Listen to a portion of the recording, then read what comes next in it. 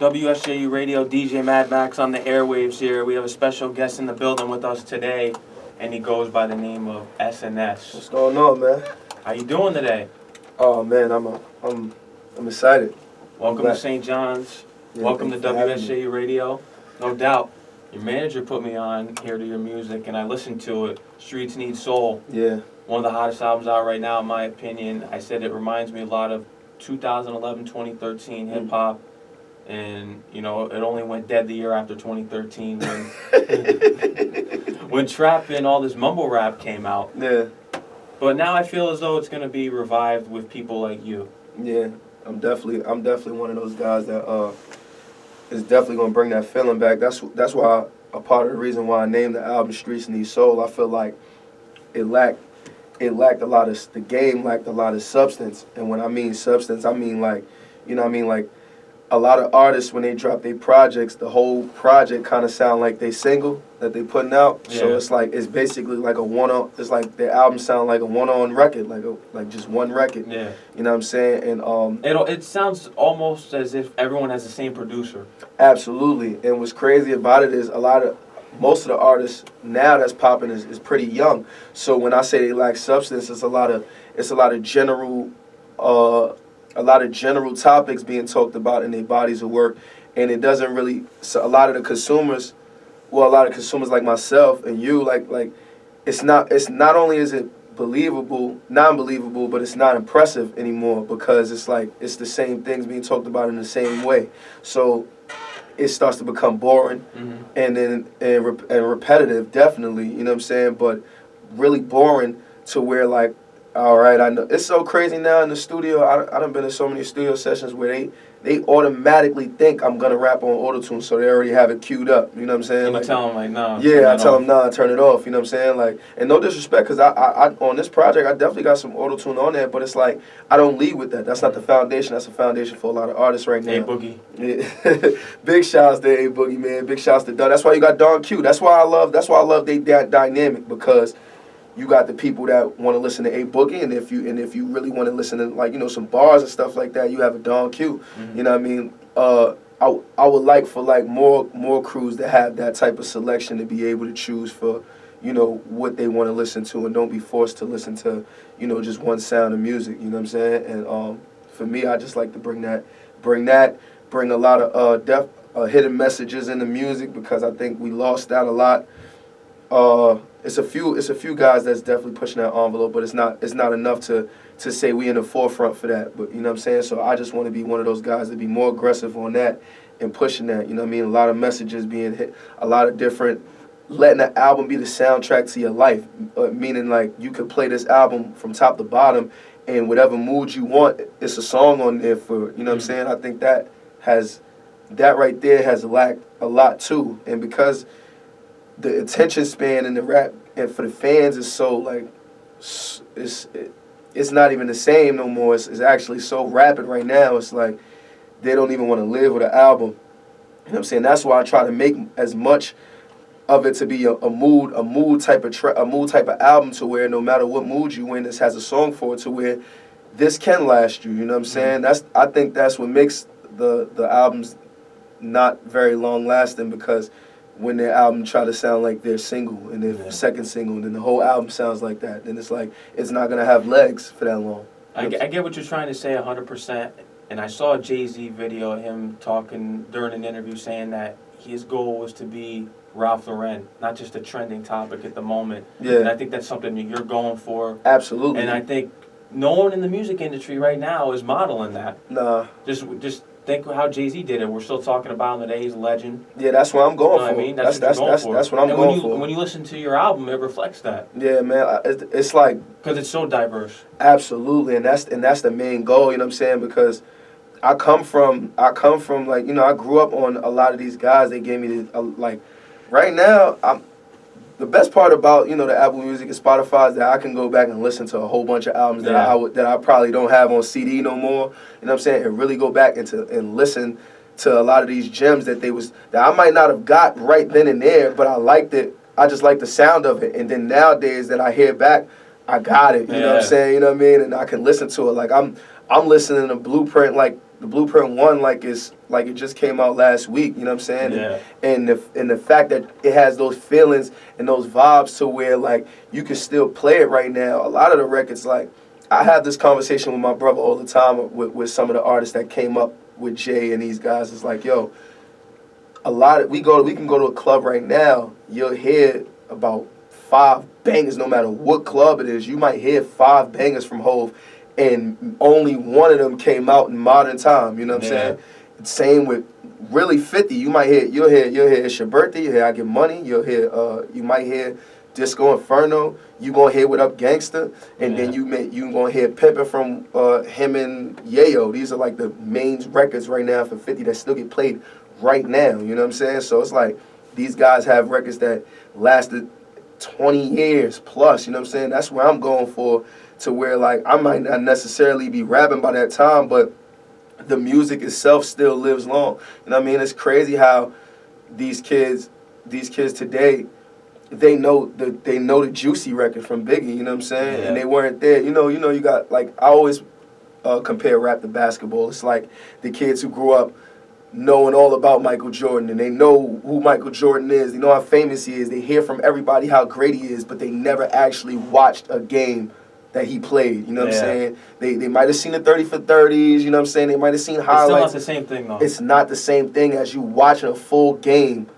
not the highlights, but watching a full game of Michael Jordan. That's a different experience. So, you know what I'm saying? And you got some of these artists that are really transcended and still lasted through a whole lot of eras. Eminem and Hov and Snoop Dogg, to me, are like the 3 artists that really lasted through a lot of eras. Like, I don't Nas know. too. Nas too, Yeah. definitely. Like, it's not and you got to think, when these artists came out, it was way more rappers, like, you know what I mean, surrounding them, but they like the last of the dying breed when it come to that, you know what I'm saying? So so it's like that just shows you, one, how long their music lasts, because you got like a Nelly who did tremendous when he was out, and he might have Hot in Here right now, but that might be it, or Drop Down and Get Your Eagle On, and that might be it. You know what I'm saying? Like, you might not hear a whole lot of Nelly, you know what I'm saying, right now, you know what I'm saying, but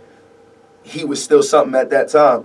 But he sold more than Jay-Z, but Jay-Z right now, you know what I'm saying? Yeah. Nelly can't drop and sell 100,000 copies right now.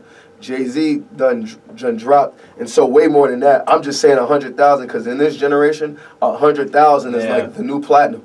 If you sell 100,000 first week, you are the man. You know what I'm saying? So it's like, you know what I mean? So I just always, of course I know this is a new generation and times has changed, but you know, if you implement some of the gems and some of the lessons that was taught from their messages or even their wrongdoings, if you just implement that in your grind right now, I see certain artists do so, and it worked for them, you know what I'm saying? I think that, you know what I mean, you'll be ahead of the time. You'll be ahead of your time, because in this generation, it's a lot of monkey see, monkey do. You know what I'm saying? And when you stand on something, and you really bring that, you know, that essence to what you got going on, I feel like you'll stand out and you'll become a much bigger artist. I think to people like Kendrick Lamar, Drake, Meek Mill, Big Sean, J. Cole, these are like some of the artists these are like the highest selling artists these are like some of the most impactful artists. And these guys all grew up on the artists that we love and stuff like that. And they implement a lot of that in their music. Yeah. Just Drake, Meek, Kendrick, and J. Cole alone, them 4 alone, they implement a lot of the style and a lot of the just how they put their music together and how they deliver their music. They implement a lot of the I don't even want to call it old school, but a lot of golden era into what they got going on, and they make sure they missed a lot of this. We said microwave era, and that's what we in right now, because it's like a lot of people make so much songs to keep them lit enough to make another one, instead of, you know, the actual song living on. Like Meek's intro is almost 10 years old. You know what I'm saying? He still got hits right now. Of course, that's past that, but and sold more than that. But that record alone is still one of his longest lasting records, you know what I'm saying? And he put a lot of pain in that. You know what I'm saying? So and it became a moment. That stuff like that means something in this game. So you can go ahead and be like, I want a legacy. A lot of young artists just want to get rich. And because we so much of supporting that, because we don't want to see them getting into trouble, so we like, hey, I support. This is the number one thing that everybody says. Hey, I support anybody trying to make money and feed their family. That's what they. I agree with that, but when it comes to artistry, me too. That's me too. I'm 100%, and that's why I always say that. It's like, yo, because of that statement, it's a lot of artists feeling like they can do whatever they want. They can do whatever they want and put out whatever they want, and it doesn't matter because of that statement. But you know what I'm saying? A lot of that should be trash. A lot of that be trash. Yeah, a lot of that be. You're good. Yeah, a lot of that be trash. So you know what I mean? They can take it out of my tuition bill. Mouthful, yeah. Yeah, a lot of that be trash though. It be garbage, and it's like, you know, they'll look at us like, you know, you're hating, like we don't have a right to have an opinion on music. Yeah. Just like anybody else has their opinion on the music. It's just like. Oh no, there'll be times I'm in the car, I can't turn that knob fast enough to just get over the hip hop channels because it's just so bad. Yeah, absolutely. You know, I turn on there, I hear Migos and all this other stuff. Which Amigos? What? Which Amigos? Which version? Which one? Yeah, because you know, grandkids. There's Migos grandkids. Because they got a lot of people that sound like them. It's to the point where they look like the OGs to a lot of these guys that's coming up. They do. You know what I'm saying? So it's like I don't think they get enough credit that they deserve when it comes to a lot of these new artists. You know what I'm saying? Like they definitely trendset it. Now a flow that a lot of these guys bit, and you know what I'm saying? I wouldn't say they created it because, you know, there was people like Tiger had a flow like that before them. Bone Thugs, you know what I'm saying? Bone Thugs, you could say, was they the originator. They're the originators of that flow. You know what I'm saying? But you know, like I learned that in school where, you know, like history repeats itself and things like that. So even in this, and even in the rap game, it's people that, you know, the history repeats itself. You know what I mean? So. You know, it's just, you know, you gotta, nowadays, it's a lot of noise. You just gotta get through the noise to find those, you know, those diamond in the roughs. You know what I'm saying? Some of the diamond in the roughs are actually mainstream popping artists. You know what I'm saying? But it's just like, they won't, like a Russ, me and my little brother argue.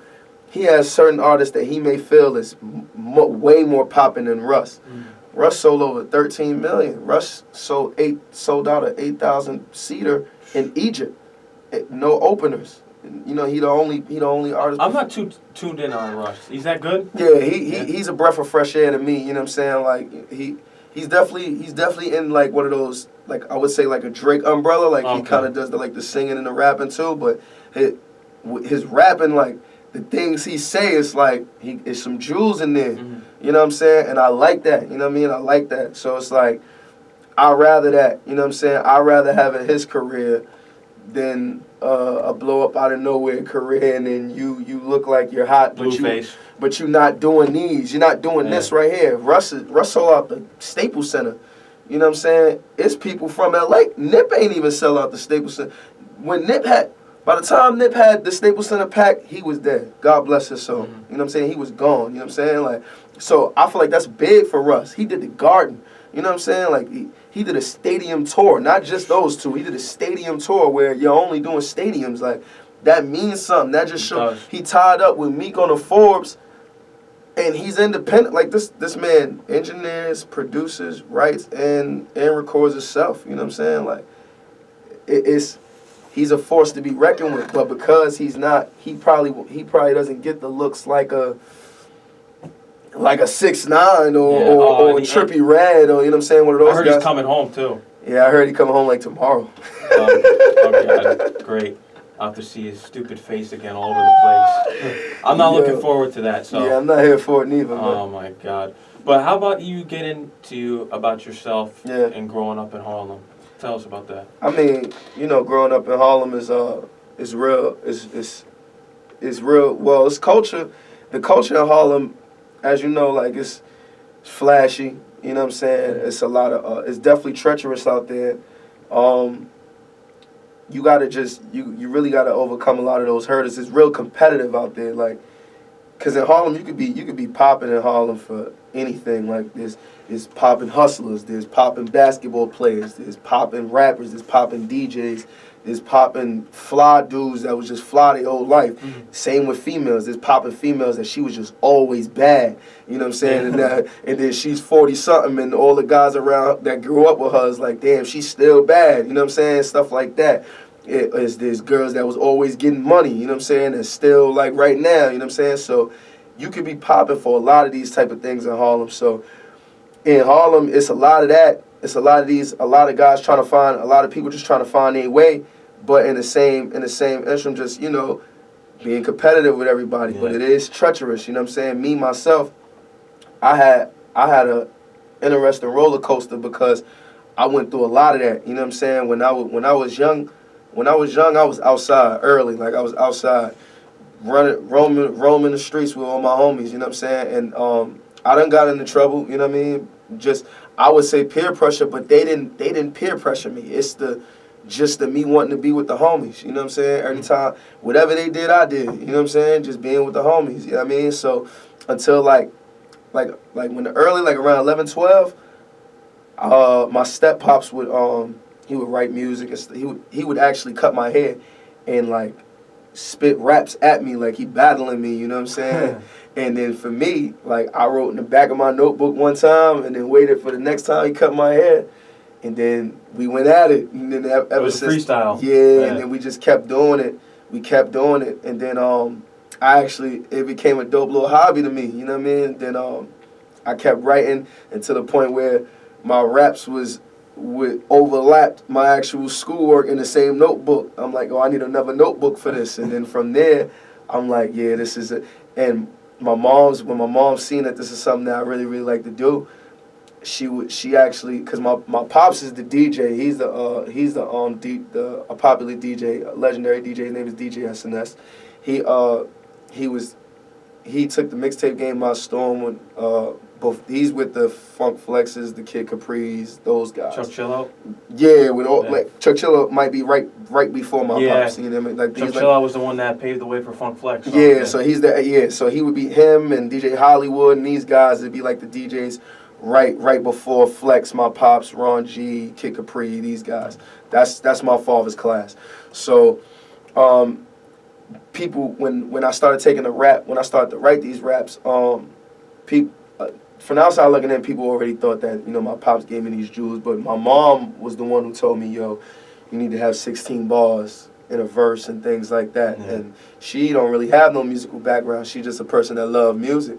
And I became that way growing up too. Like my introduction to rap was Wu-Tang. Wu-Tang? Yeah, I was a huge... And the Wu-Tang 36 Chambers? What? Bro, like when Biggie and Pac, I'm talking when Biggie and Pac was out, like I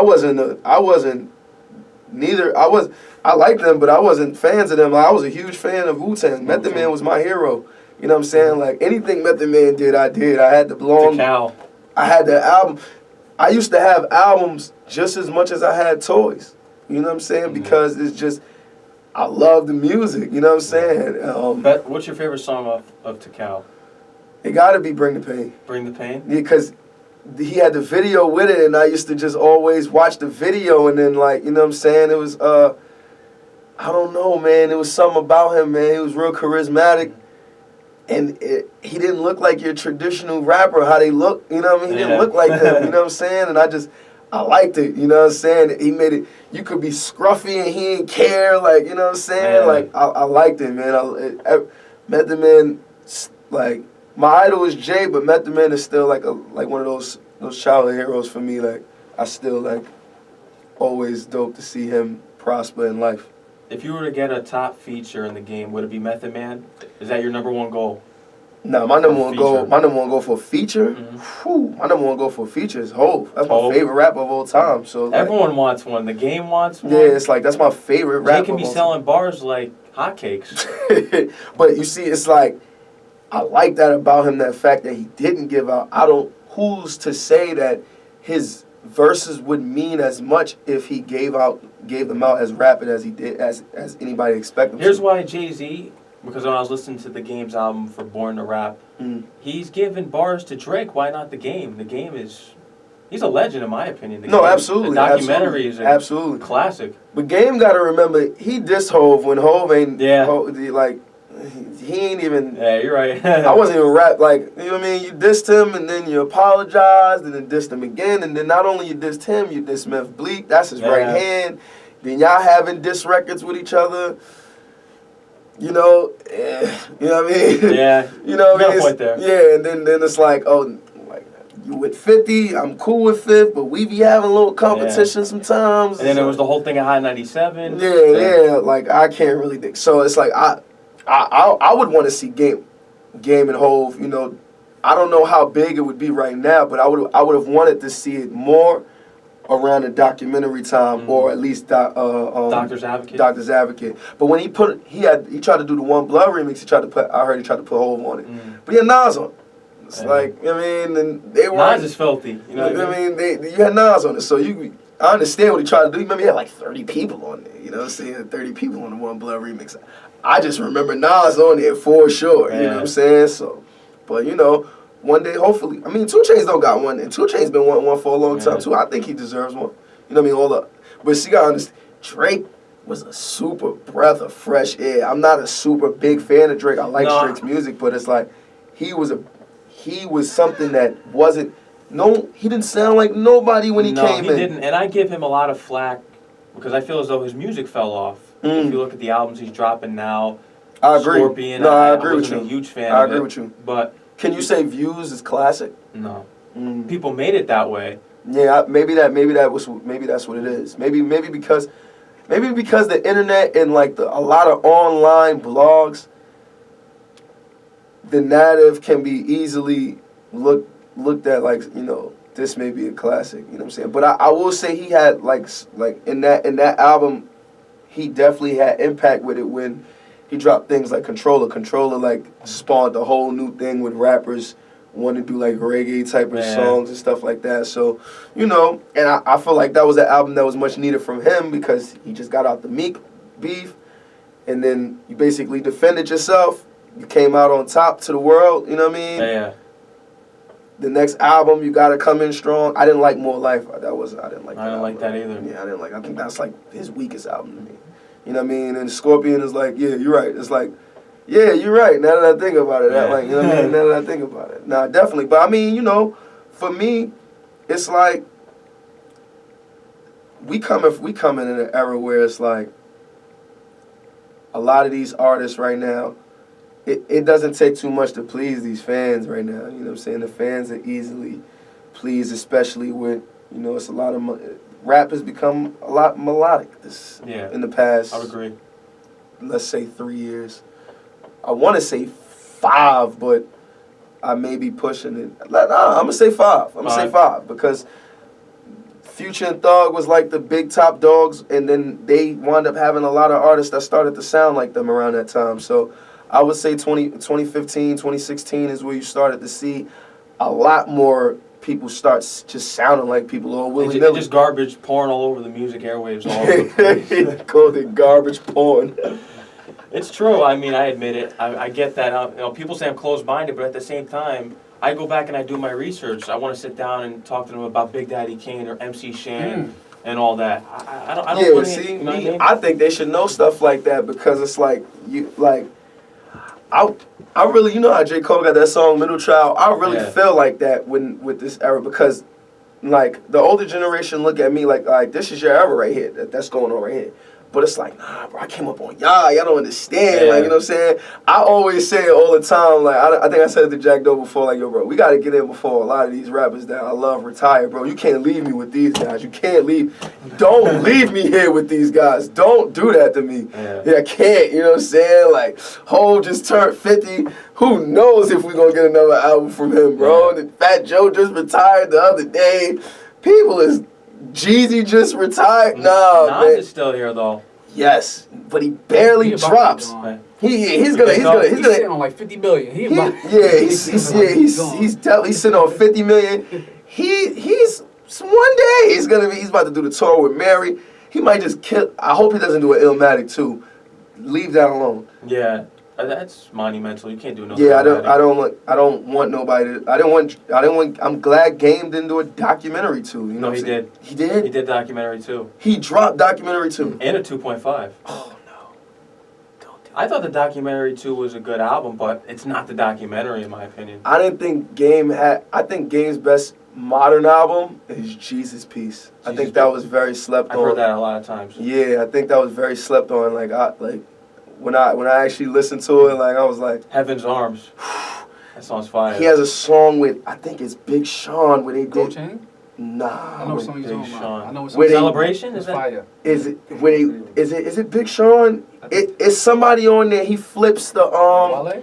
Was it the one with Wale on it? He flips one of the. I don't know if it's Jodeci he flipped, or is it 112 he flipped. He flipped All that lady. All that yes. lady. D'Angelo. Yes. Brown Sugar. Yes. Who's on that with him? Is that him by himself? Lil Wayne and Big Sean. Lil Wayne and Big Sean. Yes. That record is so fire. That album is fire. I like Ali Boumaier and all that. He went off on that too. Oh no, excuse me. It wasn't Brown Sugar. It was Lady. I can't. Yeah. I gotta get that out. I don't want to make that Lady. mistake. Yeah, that's it. You're my lady. Yo. Man. I ain't gonna lie, that was dope, man. Yeah. For me, I'm one of those guys that wanna be able to bridge that gap. That's why I kinda give a lot of the modern feel, but when you hear my body of work, you're gonna hear that. You're gonna hear the resemblance of the artists that I grew up on. Just because these are who I still listen to these guys like they just dropped albums. You know what I'm saying? Like I still listen to Purple Haze. I still listen. Killer Cam. I still listen to Get Rich or Die Trying. I still listen to Kiss of Game Goodbye. I still listen to Kiss of Death. I still listen to The Last Kiss. Jadakiss. Is Jadakiss your favorite rapper out of Harlem?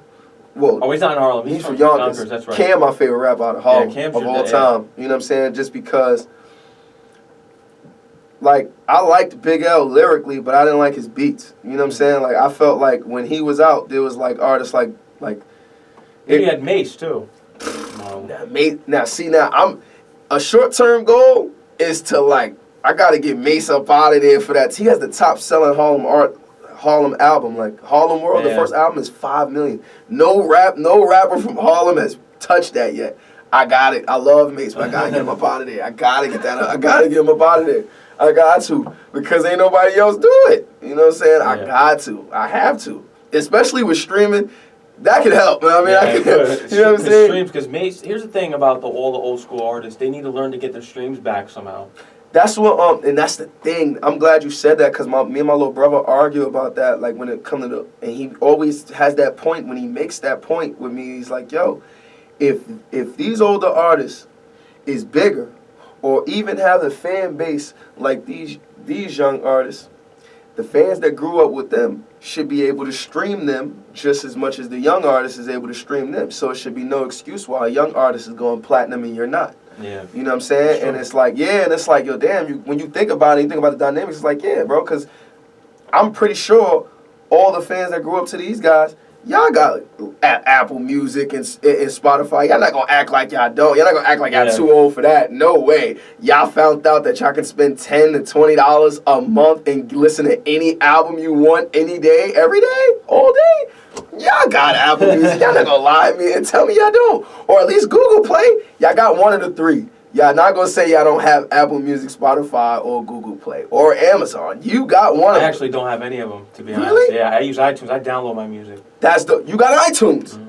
Even if, right, you got I ain't gonna lie, it's still, when you download an album off iTunes, some of the albums still cost the same way they would cost if they was in a store. It's still like $11.99. And I'm a traditionalist. I still go to get CDs wherever they have them, or even vinyls. I enjoyed that because it's so nostalgic. Yeah, I and think people the last don't appreciate that culture anymore. They Everyone don't. just wait till 12 p.m. on a Friday night, and it goes right to you. There. Yeah. I seen I went to Urban Outfitters one time. And I seen that they was selling they sold the Damn album from Kendrick on a vinyl. I'm like, yo, that's crazy. Did you like Damn though? You like? I'm not gonna lie, I did, man. I'm gonna tell you why though. I was disappointed. Really? Yeah. It was too commercial. Humble. If I got to hear that song again, I think I'm gonna explode. I get what you're saying. Now I think Kendrick used Humble, right, to kind of like try to bridge that gap, to try to bring those fans that wouldn't necessarily listen to him because they think he's either too nice, too conscious, or whatever. They'll listen to rappers that are probably 9 times out of 10 would have rapped on that beat, you right? You know what I'm saying? Or had that cadence. Kendrick gets on that, and then it make you listen to him. Yeah. I just think that was smart because he can do it. He rapped on New Freezer with Rich the Kid, and everybody likes his verse. You know what I'm saying? So it's like, you know what I mean? But they will only listen to, those fans would only listen to Kendrick on when he does that on those type of records or when he's affiliated with somebody doing that. Not necessarily, they wouldn't listen to Good Kid, Mad City, you know what I'm saying? Those type of fans. So it's like, I felt like he used Humble and DNA to bring you in. And then, because those are not even my favorite songs in the album. I like Element. I like Duckworth. Duckworth is dope. Duckworth is I like fire. Duckworth. I like Love. I like This What God Feels Like. I like that song too. I mean, you know what I mean? It's he gives me nocturnal vibes for new fans, for new hip hop listeners. I know y'all not gonna know who Nocturnal is. That's definitely before y'all time. You know what I'm saying? But you know, he gives me, for the true hip hop fans, I know y'all know who Nocturnal is. He gives me a little nocturnal vibe on that album. I can hear a lot of that in him. I hear a little bit corrupt in him. But I always heard that in him a little corrupt in him, you know what I'm saying? But that's what I think Kendrick tried to do that as far as like, and the fact that how it impact, like, bro, it's almost diamond. That album is almost diamond. It's at like 6-7 times platinum right now. It's like every year since it's been out, it's been going platinum, more platinum, more platinum. I've been seeing that on the gram, like it goes platinum every year. So I definitely say it's his most commercial album. Yeah, maybe now see, now when it's all said and done, they might add that to his because Good Kid, Mad City is a classic. Yeah, that's a classic to me. That's my classic favorite album by him. Yeah, me too. Just because, like, I'm like, yo, dang, you know why? Just off the skits. Money Trees was fire too. Because I'm like, I like Peer Pressure a lot. You know what I'm saying? Because it's like that's I relate to that because that's how it was when I came up in Harlem. That's how it was. I'm with the homies, like, until like I was like 16, 17, like I got played on the radio that first time, you know what I'm saying? And what was that feeling like? I felt like I was on at that point, but I didn't hear it. I was asleep. Oh, really? Yeah, my mom's... Who played it? Cypher Sounds. Cypher Sounds? Oh, that's a throwback. I remember listening to him with Rosenberg back in the day. Yeah, man. Now, where's he? He's at Rock Nation now. He's at Rock Nation, and he does comedy. Yeah, and he's been killing with the comedy. Like he's on Loud TV on the channel. He's doing that. He do a lot of improv comedy. He's doing this thing. He had like a little season on TV called like What's Your Thing. He's doing his thing, man. When I did Wildin' Out 2 years ago, he was there writing some of the jokes for people. I'm like, oh, they got you doing it. Shout out to Cypher Sounds, man. He's a guy that wears many hats, and I didn't know that until but he's always been in my corner. So when he played it, I feel like he got it from either email or LimeWire. LimeWire was out at that time, so you know what I'm saying. LimeWire was heavy out. I think that's where online streaming had to fall in place because it's like, yo, bro, once LimeWire and Rhapsody hit the streets, your album was getting leaked whether you like it or not. You know what I'm saying? You know what I mean? So when he played it, this is the time I was going through at that point. At that point, I'm like, yo, in Harlem, you couldn't just have one song, though, and think you was the man. Like, you feel me? Like, you gotta keep going. Yeah, they would fry you. You'd be a one-hit wonder, and they'd fry you. And you can't be like that. Especially nowadays with the attention span of music listeners. They always want something new. They can't enjoy one album. They can't even enjoy a song. That's a fact. They don't even let you... If a song came out 6 months ago, it's old to them. Mm-hmm. You know what I'm saying? So, like, I had to keep going. But my music always reflect what I was doing at that point. You know what I'm saying? So, right before my 16, 17, 18... When I first started writing, it was conscious, more conscious than anything. You feel me? A lot of stuff, rapping about a lot of stuff I just seen on the news that I didn't necessarily know full about, but it didn't look right to me, so I rapped about it. Okay, I have a question for you right now. Mm-hmm. Do you feel as though there should be more political rappers out here? If you look back in the day, we had Public Enemy and, of course, Yeah. NWA. Do you feel as though we need more of that? I feel like yes, but I feel like not only should you be speaking about it, I need to see you doing something. Action. You know, yeah. I used to have this conversation about a lot of people growing up when Jay-Z and Nas used to go at it, and a lot of people, a lot of fans that I would argue with. Of course, I was on Jay-Z's side. I'm on Nas's side. You know what I mean? They'd be like, the Nas fans would be like, Jay-Z don't care about us. He don't care about the community. Da da da da da da. What he always speaking about this and this and this and this. Nas over here doing this, get dropping. I'm like what? Then I'm talking about Blueprint came out. He gave a lot of the proceeds to the 9/11 victims. They overlooked that just cause Takeover on there and stuff like that. You know what I mean? They overlook stuff like that. But now when you look in hindsight now, who's helping? Hov is damn near. Not only is he helping regular people, he's saving the rappers with names. He done helped Meek get out of jail. He done sent people over there to help 21 Savage. He helped the Khalif Brothers, you know what I'm saying? He done all the rappers that done dissed him. Every rapper that done sent the diss record to him except for Cameron. Every rapper that done sent the diss record to him, he signed them. Every one of them. Every one of them. Yeah. You know what I'm saying? Like, so it's like, it's crazy when you think that. I'll be hyped when I think that, because I'm thinking about all the guys that diss Hov when I was, because I'm a fan of Nas that. had the best diss, though. Yes, Nas had the best diss, absolutely. Just because of what it did to him, because, like, of course, at that time, I wasn't feeling like that was better than Super Ugly to me, but what it did to him, and when Angie Martinez said that he didn't look like his confident self, I didn't like to hear that. I didn't like that. You feel me? I ain't like that at all. You know what I'm saying? But I liked Super Ugly, man. But I was listening to the radio when they was playing Ether and Super Ugly back and forth, and they let Hot 97 fans choose. They chose Ether, right? They chose Ether, but majority of the people that chose Ether was women, and not because of what Nas said to Hov, but because of what Hov said to Nas on Super Ugly.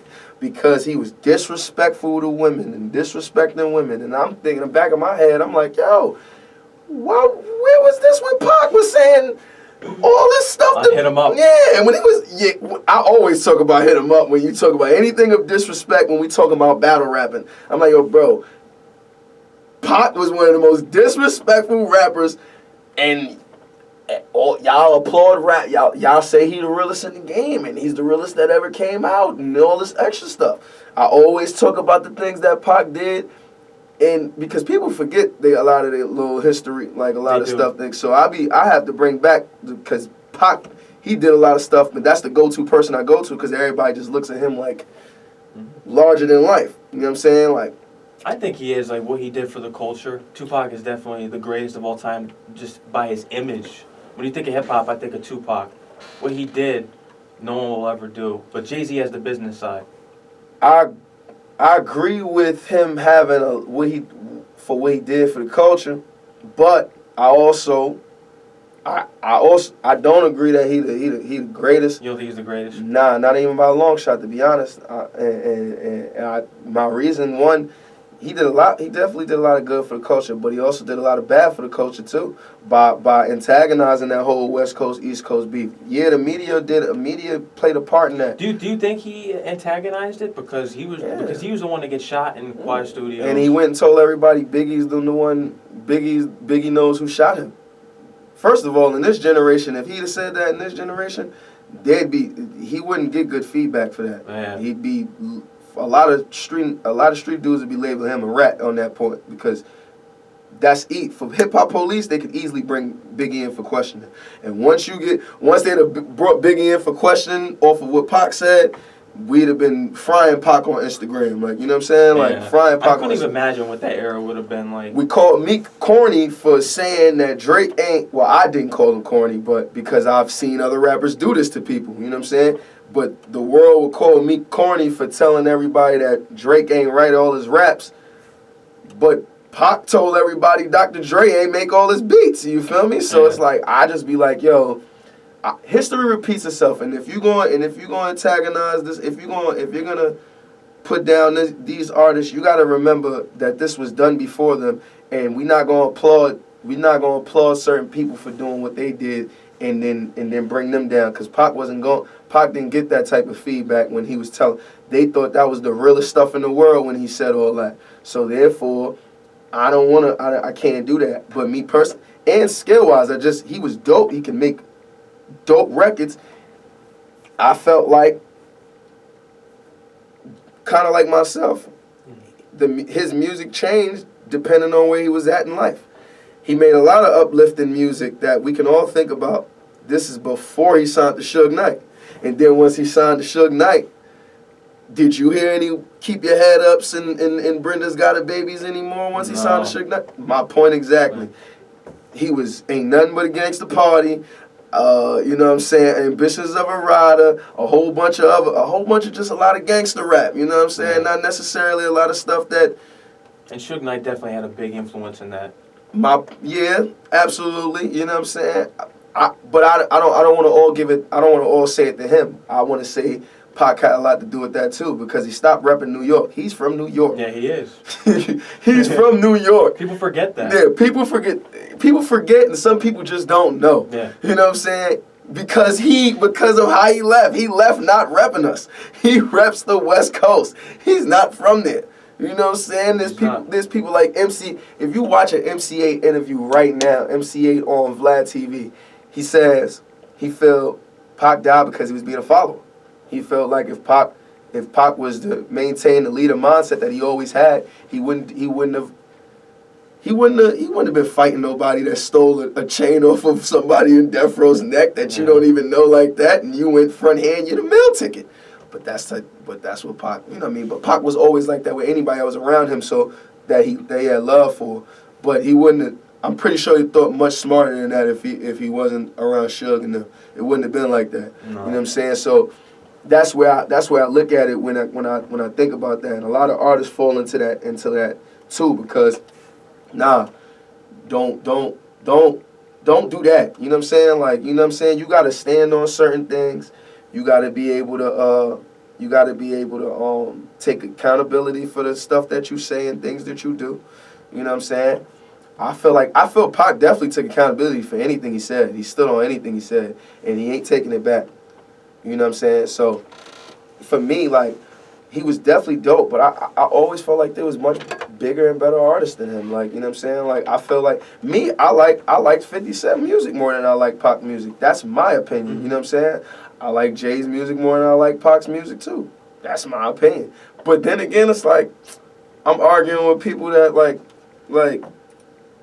what I do say is he's one of the most consistent rappers ever, and that means a lot. You know what I'm saying? That means a whole lot. His work ethic he had the talent and he had the work ethic. You know what I'm saying? It's like the work ethic that I don't feel none of these rappers really have. I mean, I think a lot of these rappers now do it, but that's because you can bring the vibes of the club or anywhere to the studio. So you could be in the studio all night if you want. Yeah. And just smoke, drink, have fun, and think of a thought and go right in there and record. You know what I mean? Pac in there like, I'm not going nowhere. We about to record this, finish. And what I did like about him, he was a team player. If it's a bunch of rappers in the studio, he ain't gonna be selfish like that. All right, listen, we ain't gonna know. I don't know what this record is called, but we got this beat. All y'all write something. We gonna rap on this, and whatever. When we finish, we'll call it whatever it is at that point. I like that about him. I just didn't like the narrative of everybody feeling like I had to say Pac was like the best or the realest ever. Nah, not to me. You know what I'm saying? I felt like 50's one of the realest in the game to me. Period. And I feel like 50 would be my Pac, if anything. You know what I'm saying? Like, the way everybody look at Pac, I look at 50 that way. 50's my Pac. That's a person that escaped death. You know what I'm saying? That was blackballed. You know what I'm saying? He beat the odds. And by next year he's already scheduled to get a Hollywood Walk of Fame. This is somebody that, This is somebody that wore a real bulletproof vest to shows because he didn't know whether this was gonna be his time to go or not. Not only did he do that, he put a lot of people on. As soon as he came in, you gotta remember when he dropped his first album, it was 4 years after when he dropped his second album. Yeah. So when he dropped his first album, he gave you the G Unit album right after that, and then gave you Banks album, and then Buck album, and Yayo album, and Game album, and then his second album. You know what I'm saying? That's how much people he put first. You know what I'm saying? He brought his team on. He's put a lot of people in position. He's still so much relevant to the culture. He definitely always gave back. He's always gave back. You know what I mean? And he's a living testament of beating the odds, you know what I'm saying? Being told no and bouncing back, you know what I'm saying? So he would be my pop, you know what I'm saying? And he always rep New York. He ain't switched nowhere. He's still from Southside Jamaica, Queens. And whether he's with Robert De Niro or Oprah or anybody, he's still 50 Cent, and he never changed. And I like that. A person who knew where he come from, he wasn't going, like, I didn't like that. I didn't like the not repping where you from. That's true. You know what I mean? I could see why. Yeah, I just didn't like that. You know what I'm saying? You be proud to be where you from. It don't matter if nobody ain't reach out to you because you was in jail or something like that. You felt people turned their back on you. You put New York on your back and do it the right way. You just don't leave us and then somebody bails you out. You start repping where he's from. Just doesn't make no sense to me. I never liked that. So, you know what I mean? And I always felt like he had picks with who he beefed with. I felt like he dissed Lauryn Hill, bro. Why'd you diss her, bro? Like, he dissed Lee. I ain't gonna lie, he was a savage doing the low. He was a savage. Pac was a savage. I just felt like certain people he wouldn't have played with if they got in the game at that time. I don't think he would have played with 50 like that, me personally. But I know he'd have dissed Eminem off rip. And I love M. M is one of my favorites too. But I know if Pac was alive, he would have probably dissed Eminem. He'd have dissed Eminem off the rip. He would have been on some Nick Cannon type of time. Yeah, he'd have dissed him off the rip. And I don't even like Dre. So it's like he doesn't like Dr. Dre, and then you're signed to him, and then you white and dissing you. I already knew that. I always say that. But for me, like, you know what I'm saying, just to, not even to get off topic, you know what I mean, a lot of these guys, I still want to give that essence, because he's definitely a part of that essence. He gave us so many vibes, you know what I'm saying? Even past that, I'm not even gonna lie, even around those times, I don't know when those records came out, when he was dead, and all these other records that came out after, because those were great records too, like, you know what I'm saying? He just gave you a bunch of vibes, and outside the booth is what made you fall in love with a lot of these artists too. I don't even like a lot of these artists the way they move outside the booth. I'd be like, yo, damn, this dude's music is so dope, but he's such a dweeb. Like, I just can't get with him, you know what I'm saying? And we're like, oh, dang, like, yo, they be like, yo, just listen to the music. No, I can't. I gotta watch his videos too, and then I gotta watch him perform, and then I ain't gonna like you as an artist at that point. Hey, shouldn't the artist have the full package, or am I bugging? Yeah. You know what I'm saying? Like, you know what I mean? I want to hear more SNS out there. Streets Need Soul is out everywhere now. We take a quick music break. No Hook, WSJU Radio. If you want to talk to SNS, 718-993-3758 is the call-in number. Stay tuned.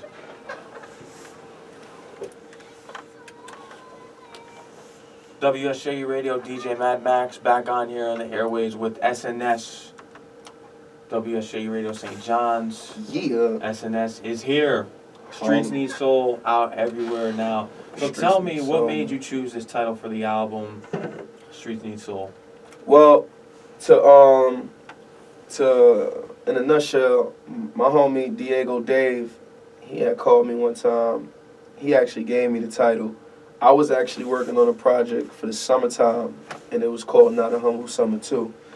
But I was trying to put it out around the same time as my movie, but my movie was, the editing process was taking a little too long.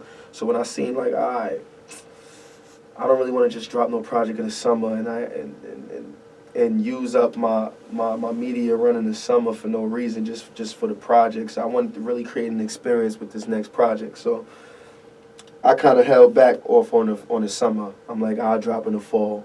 I already had damn near the project already done.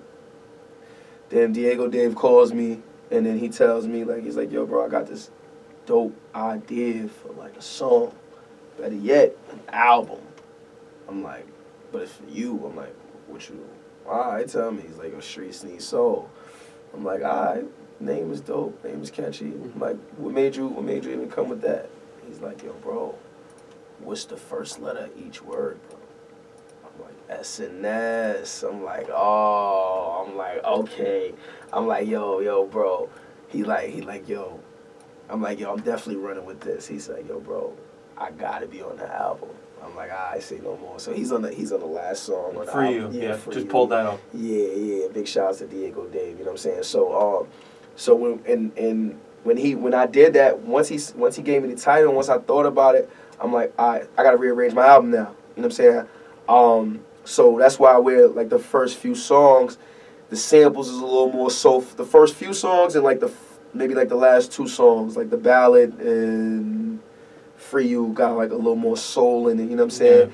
Yeah. And then I had to give you that type of essence. You know what I mean? In this as well as. And when I'm thinking about it, I'm sitting on the title and I'm like, yo, I felt like the streets needed that anyway. And when I meant soul, I meant like substance. I meant like, you know, a lot of death, and they not death as in DEATH, depth DEPTH. You know what I mean? You know what I'm saying? Like I like. You know what I mean? A lot of meaning in there. You know what I'm saying? Like, that's why I made records like Secrets and things like that, to where, like, you can at least learn something from the music. You know what I'm saying? I think a lot of that is out right now in the game. And I remember an old Nip interview that I saw from Nipsey. He was like, yo, if I can't learn nothing from you, I'm not going to listen to your music. You know what I'm saying? And that's real spill. I feel the same way. You know what I'm saying? Like, if I really can't learn nothing from your music, or if something about your music can't get me to the next stage in life or the next level, or even spawn an idea in my head to get me to the next level, I'm not gonna listen to it. Yeah, it's just a waste of time. No one drops knowledge anymore. Nah, you know what I'm saying? I feel like I'm gonna keep it 100 with you. A lot of young artists that's even dropping right now, and even talking about a lot of treacherous stuff that we went through, that I've been through, and a lot of people that I come up with been through. I feel like a lot of these guys is lying. You know what I'm saying? To be honest, y'all be like 18, 17, 19. Talking about, you remember back when, what was back when? Because you just left high school. So when was you in these trenches and going through all of the stuff that you saying you was going through? 11, 12? Like, when was you doing all this? Like, you know what I'm saying? And you saying a lot of general stuff to where it sounds easy to say. Like, you know what I'm saying? Like, that you probably heard or seen your homie, your older brother, or you know what I'm saying, went through, and you just reporting it. Yeah, you're just using another person's story that isn't. Yeah, and you're exploiting a lifestyle, and not just a lifestyle. You're exploiting a lot of mishaps that a lot of people went through in life, and just to make money off of it. You know what I'm saying? A lot of these kids don't even become tough until they start rapping. You know what I'm saying? They don't even be tough. Like, even then, who knows if they're that tough? Yeah, you know what I'm saying? Like, you know what I mean? It's like it's really it's Hov said it. It's only so long fake thugs can pretend. You know what I'm saying? And that's a real statement. You know what I'm saying? You know what I mean? Because it's like, that's where it's at right now. You know what I mean? Like, all right, boom. Like, I like the Lil Tecca song, right? The Ransom record. Oh God. But he admitted to not even doing half of the stuff that's on the chorus. Yeah. You know what I'm saying? It's like, I don't even know where that puts me as the consumer. Like I feel crazy listening to it, because it's like, I know you exploiting it and you're not really living it, but it sound good. So should I not listen? Should I tuck in the fact of what I feel about it because it just sounds good, and is that it? Or should I, you know what I'm saying? That it puts me, a lot of the music nowadays put me in that space. Like, should I a dilemma really, because should I listen to it just because it sounds good, or should I really get something from these people's music, no matter if it's turned up? Because I feel like anybody, I'm not saying that people supposed to be serious, straight bar heavy through your whole album because Big Pun gave me I'm not a player, I'm just crush a lot. And it's so hard. And things that where you can really party and have some fun too. Even come on, we can go down the list of Jay-Z hit records, you know what I'm saying? But he still gave you a lot of skill, a lot of messages, a lot of things like that. And you know what I'm saying? Even Biggie, you know what I'm saying?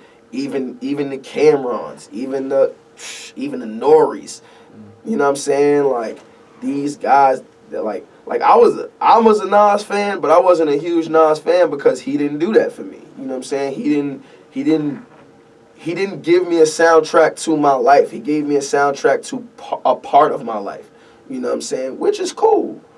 Caller hung up. We did have a caller on the line here, but apparently they hung up there. Oh man. No, but keep calling in 718-993-758. SNS is in the building. Yeah, but for me, like, you know what I'm saying? Like, that's where I look at it. Like, a lot of the rappers be lying and stuff like that. So I was one of those. I just wanted to.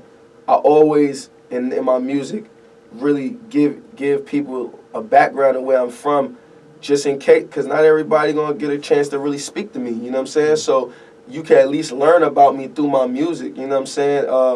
And you know what I mean? Because even now, a lot of these that's another thing. If a lot of artists don't even like to do interviews in this generation, so if I'm not even knowing about you through your music, or you don't do interviews, how am I gonna know who you are for real? You know what I'm saying? Like, it's just you're a big mystery. That's where I feel like lack a lot in this, and that's what I mean by soul. Just all of that in abundance. You know what I'm saying? And a lot of that right there, it means a lot. You know what I'm saying? It lasts longer.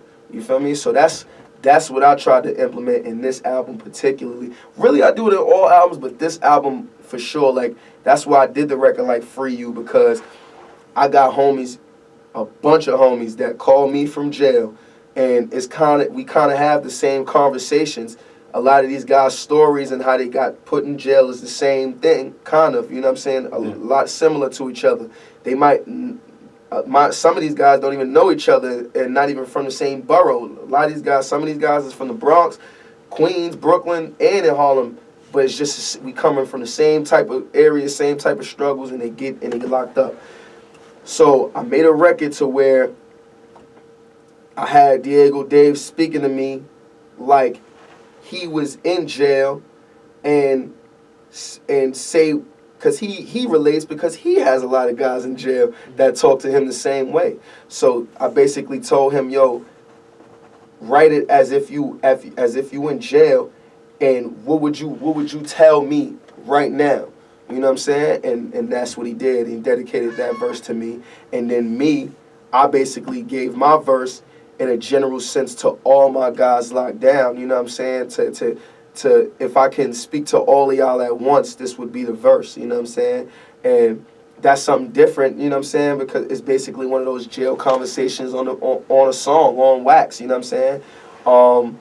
And that's one of those joints. That's like something I really tried to experiment with, as well as Secrets. You know, flipping the Alicia Keys joint, and then really taking it to and really saying not only in the streets but in a relationship. You know what I'm saying? Like, when you're in a relationship and the female 9 times out of 10 be the one to tell their homegirls when you did wrong and when you did bad, and then the homegirls don't never got nothing necessarily to say good about you. They not there defending you, so they gonna steer your girl to the wrong way, or in your mind to the wrong way. And they doing the right thing. They like, yo, leave him and go get with another man. They not telling them, yo, time's gonna get rough. Stick this out. It's gonna be good in the long run. They not telling you that. So, but that's your fault because you told your friends things bad about me that we not supposed to. You know what I'm saying? That's why I said in the line, shorty, if you tell your friend how bad I am, then never forgive me again. And once you go tell, because it's real, you know. Once you tell your family something that I did and to make you unhappy, and they see that you're unhappy,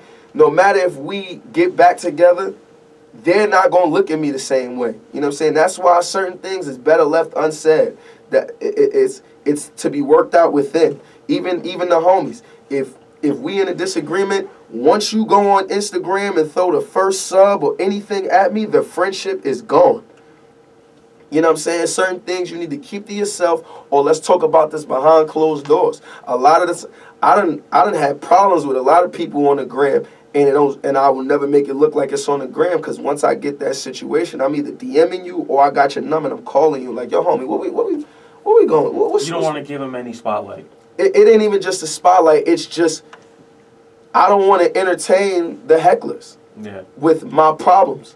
I never want my problems to be somebody else's entertainment. I don't come out the winner in that. You know what I'm saying? And neither do you. You know what I'm saying? But you'll rather embarrass yourself and embarrass me to get a point across. And you think people are laughing with you. No, they laughing at the both of us. You know what I'm saying? So that's even that. Because that's real stuff that go on, but people don't necessarily talk about that in the music. So that's like, I even experimented with that. That's secrets, you know what I'm saying? Like, that's me where I'm trying to implement soul. Like, a lot of the things that go on, how could you put this in and how could you learn from it? I'm dropping these gems in there. Even on Menace to Society, I say, youngins, don't let these broke OGs, you know what I'm saying, they gonna lead you to jail or death, never to get you no money. Only taught you when it rains and pours, because they never seen it get sunny. And that's real talk. A lot of OGs don't got nothing they only call OGs because they older than us and how much time they put in the street, but you ain't got nothing to show for it. What did you do for your people? What did you know what I'm saying? You can watch it, you watch the movies, you see a lot of the big time gangsters, they done did turkey drives and all of that and all sorts of stuff, even though, yeah, they poisoning certain people, but they giving back at the same. Nowadays, New Jack City. Yeah, nowadays, OGs, you're just an OG by all the damage you did in the streets. You ain't do nothing to shape your community. You ain't do nothing to change your community. You ain't do nothing to make your environment a better place, to make for the kids that's coming up. You want them to follow the same footsteps as you and end up in the same place as you. Jail, dead, or broke. One of the three. You know what I'm saying? And they never got a lot of the I only know a few OGs that even did this, and they really done gave back already. But that's still out right now that live to tell a story that can say they beat the streets. Other OGs, they my old heads, but I don't look at them as OGs no more now that I'm older. Why? Because not only do I got more money than you right now, I done did stuff for this block more than you. You know what I'm saying? You put crack in a kid's hand and told him move that. I put a book in this kid's hand and told him, yo, stay in school. Don't grow up like us, cause you know what I'm saying? We trying to if you trying to have them repeat the same steps, how is we going to grow as people? You know what I'm saying? Like, you don't have nothing to show for the street life, nothing. You know what I'm saying? I don't glorify it openly, like, you know what I'm saying? I do it. I definitely speak on it in the music because it's where I come from. You know what I'm saying? Before I played the streets, I was going to parties, and a lot of them. And when I was rapping, that's the music I was making, a whole bunch of party music, because that's what I was doing. Yeah. Then I got shot at, and I learned life ain't one big party. Then I stopped going to parties often. Then I got back to chilling on my block. That wasn't a good situation for me. But a lot of them experiences was lessons learned. You know what I'm saying? Now, I be in my hood, but they know they got 2 hours with me, just because I love to be with my people and be around my guys, and it still give me that inspiration. But if it ain't really much to do for me here, but get me in trouble, or you know what I'm saying, or be a suspect in the police eyes, I'm out of here after a certain time, because it's like, bro, what am I here for at this point? You know what I'm saying? You know what I mean? What do you? Nah, especially in this era right now. You know what I'm saying? Like, so I just don't glorify it. I speak on it and tell the youngins, like, yo, you know what I'm saying? Like, I'm not judging you. You know what I'm saying? Even if you are going through the same steps that I went through, I'm gonna give you the consequences, and I'm gonna try to tell you how to move smarter, and still try to get you to get away from that and tell you other things. You know what I'm saying? A lot of OGs don't be like that, so that's why I try to implement in that as well. You know what I'm saying? And show these guys, like, yo, bro, and we gotta, youngins, y'all gotta think about who y'all calling OGs. You know what I'm saying? Because you know what I mean. A lot of these, if they ain't, what are they doing for your town? What are they doing for your city? What are they doing for your community? What are they really doing? What are they really doing? What, they sold drugs first? They like, you know what I'm saying? They got to the money first. You know what I'm saying? What did they do for y'all to say that they the OG, for y'all to give them that title? Stop giving these guys that title. A lot of these guys is just has-beens. A lot of these guys don't got nothing to show for it but war stories. I don't care about no war stories, homie. You know what I'm saying? Because you can't cash those in. You know what I'm saying? You can't cash in those war stories. And especially nowadays, if nowadays it's snitches, it's rats that can walk these streets and not be harmed if they got money. You think if they ain't doing nothing to the rats, you think you broke and just full of war stories is gonna, your message is gonna mean more because you did 1,000 years in jail and you played this block a whole bunch, you know what I'm saying? You think your message ain't even gonna mean more than this rat right here, and that ain't even cool. You know what I'm saying? I choose your word before his because I'd never be a rat, but it's both not good. You know what I'm saying? It ain't nothing to show for it, you feel me? Yeah. And they not telling people that. They exploiting the culture and not giving people the real. You know what I'm saying? And that right there leads to kids' destruction because a lot of these guys, a lot of these young kids get their inspiration and their motivation from a lot of y'all music. A lot of these kids is popping pills because of these rappers. Especially right now, the epidemic. You look at Juice WRLD. God bless his soul, man. A lot of I don't know where people come from, where everybody else come from, and how they handle how they handle their stuff. You know what I'm saying? But I know where I come from. That was never the popping the pill thing was never cool. And it's all over the place. People just glorifying the Xanax and all that. I came up like from like 2011 to 2013. I was one of, like, not even 2011, like 2010 to 2013. I was one of those kids sipping lean and stuff like that. I quit that. Why? Not because nobody told me to. Cause it don't benefit me. Don't get me. It just don't do nothing for me. And then it ain't. Then I'm seeing what it could do to people. How people your body could start depending on it. Nah, this ain't what I want to do. This ain't where I want to be. This ain't what I'm trying to do. I'll stick to my medicinal medicine, and that's it. You feel me? Like all that other stuff, that ain't for me. But a lot of the kids are getting influenced by the rappers. Yeah. Who probably use it for their real problems. So we're gonna defend, it's just not a cool thing. There's people to see about that. You know what I'm saying? Let's try to get ahead of what's destroying us, you feel me? If you seeing it happen to people, let's try to prevent it now. Try to find the problem. If you seeing it happen to people and you know, this is what, I could link, this is what get me through my hard times. You don't know what we go through. Yes, you're right. We don't know what you go through, but we know you ain't gonna go through nothing after long enough if you keep on going through stuff like this, if you keep on depending on stuff like this. You know what I'm saying? That's all I'm saying. And that's what I'm trying to, a lot of that stuff is what I try to implement, you know what I'm saying, in my music.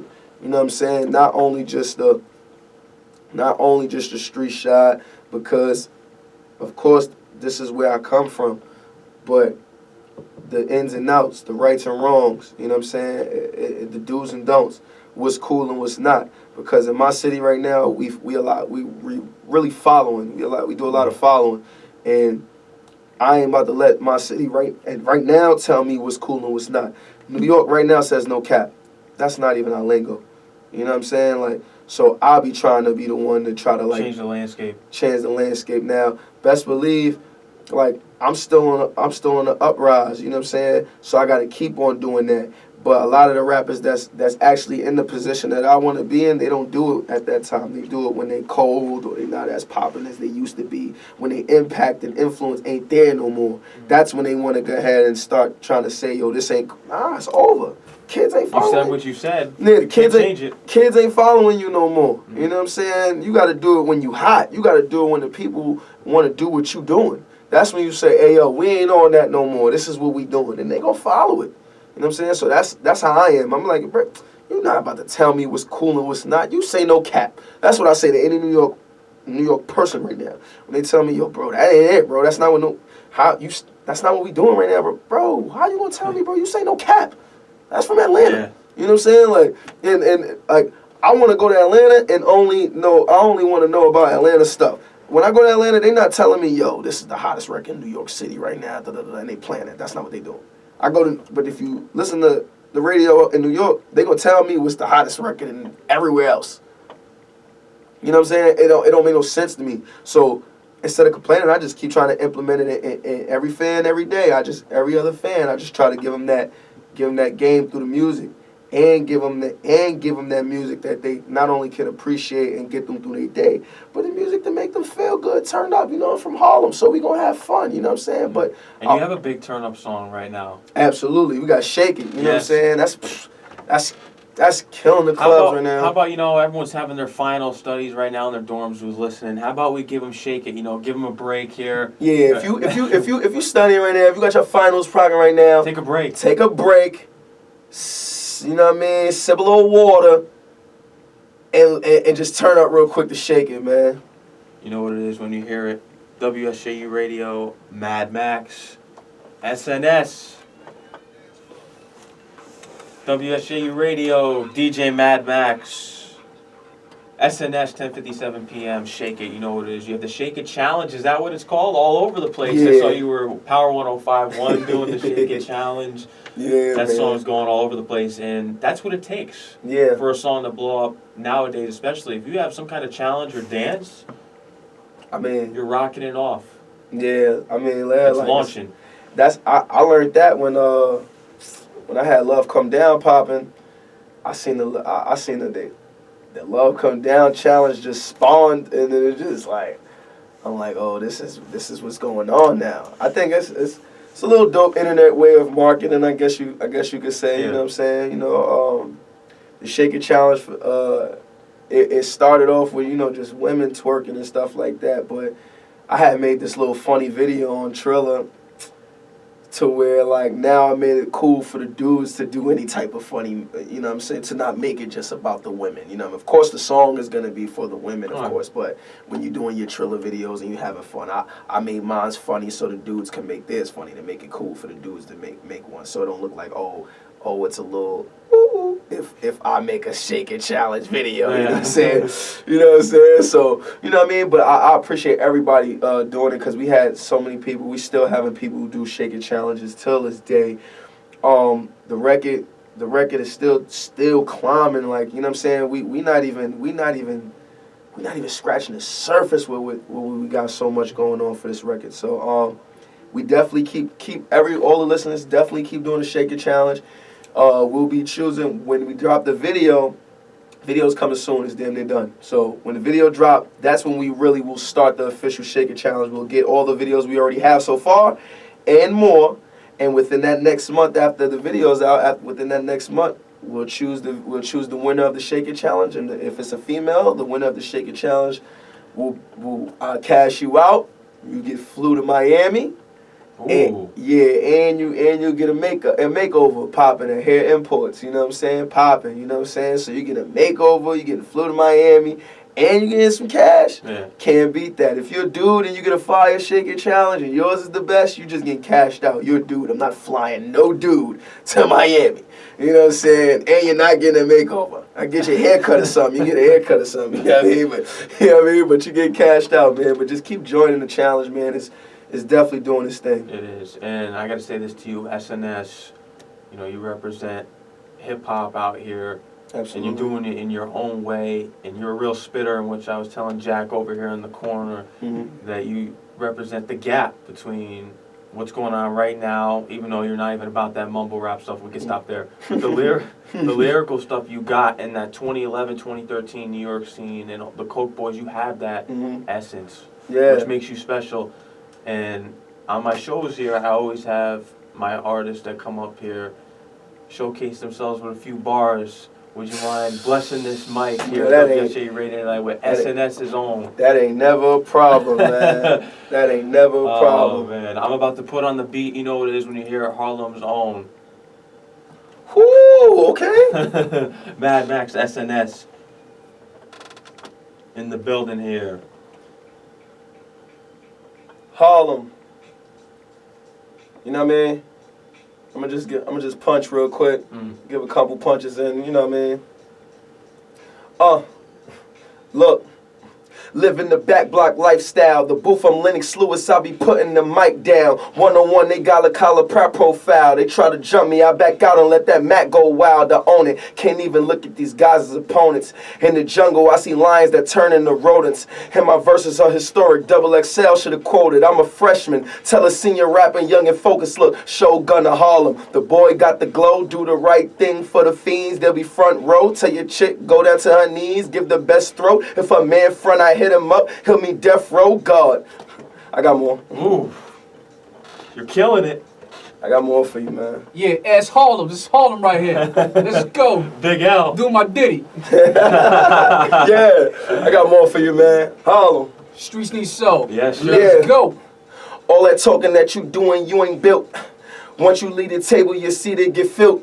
Me and my dudes feel dudes, ain't real dudes. Diesel gun, pull it like Kazam, I should kill dudes. Get them out of my way, a whole lot of cash I can make. I run up in your trap, I need the code to the safe. My dogs in the field, whipping cookies, moving milk. Bunch of caps, they get pilled. Irish dress, you get killed. Front on the damn song, that'll leave your man gone. Freaky holding 357s just like he Cameron. Ice got a Ruger and hold it for the illest reason. Sonny got a 40 cal, so them clowns killer season.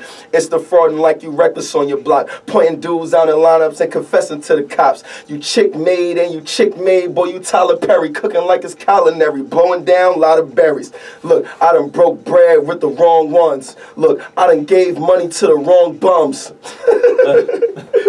You dig? Are you pressing the record button right now? Harlem. 2019 about to 2020. It's all about Streets Need Soul. Yeah.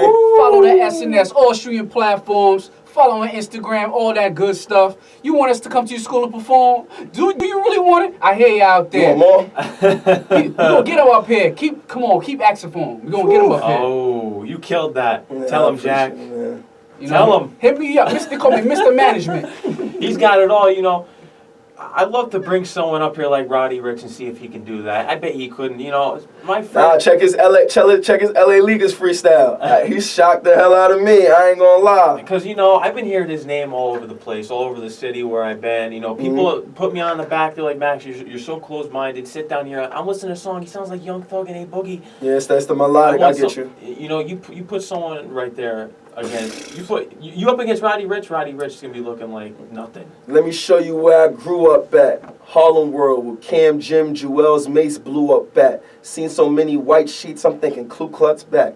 But I won't play that. I'm black. I'll bust back. You dig? Y'all ain't built though. Pulling all-nighters with your wife. You start to wrestle. I just Roddy Piper, and I'm nicer than you artists. You see me, you know I changed the game. I call you Wayne since you homos love to play the shame. Trust me, boy, I swear it's not another. Your money is looking...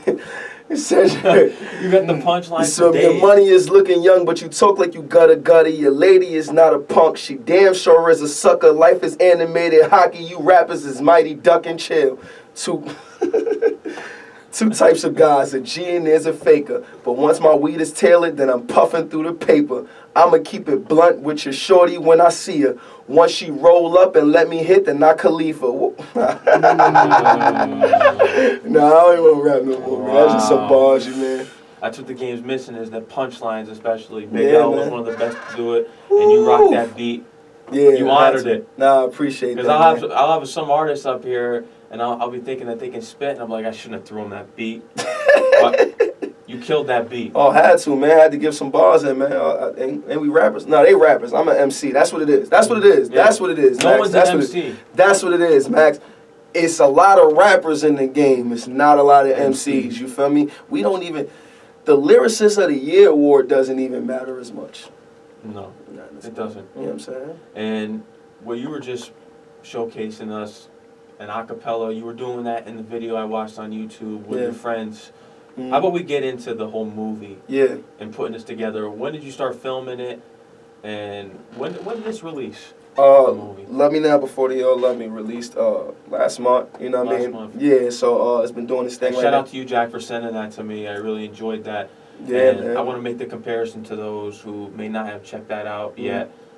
It reminds me of Belly. Yeah, that's almost dope. The narration with Nas and all that. Yeah. It just reminds me a lot of Belly, and it just brings back great memories of the old times of old hip hop. Yeah, and, man. And it's today too, and it relates to SNS. Absolutely, it's definitely my life. You know what I mean, with a little spin on it, like, you know what I'm saying, with a not a crazy spin. It's just spin that I didn't want to let people know too much of what I was doing outside. But you know what I'm saying. But it's definitely in that vein, and it's a dope movie. It's called Love Me Now Before They All Love Me. That's just like my campaign. I went with in 2017. This is when I started filming the movie. So it took me 2 years to really get the movie together. But reason being is just because I did not want to rush it. You know what I'm saying? I wanted this to be right. Even the quality, you know what I'm saying, down to the quality. Like, I like to pride myself with this movie is saying the quality is really top notch. It's not just your average when you go on YouTube and you see somebody's movie and things like that. The quality might not be there. It look like they shot it with like a regular Sony camera, a regular one. You know what I'm saying, or a regular iPhone. You know what I'm saying? Android. I know you would say Android. You know I was gonna say Android. You know that. We got a big beef going on. iPhone versus Android. But you know what I mean. I've been working on it since 2017 when I had the Regular Love Come Down popping. Now when I meant Love Me Now Before They All Love Me, it's really like my lifestyle. Like in 2016, I would say like I had a standstill year where I don't say I really progressed enough. You know what I'm saying? Like I had a few moments in 2016, but it wasn't a progressing year for me. And then in that year, I started to see a lot of people change on me, a lot of close friends change on me. Close friends talk behind my back.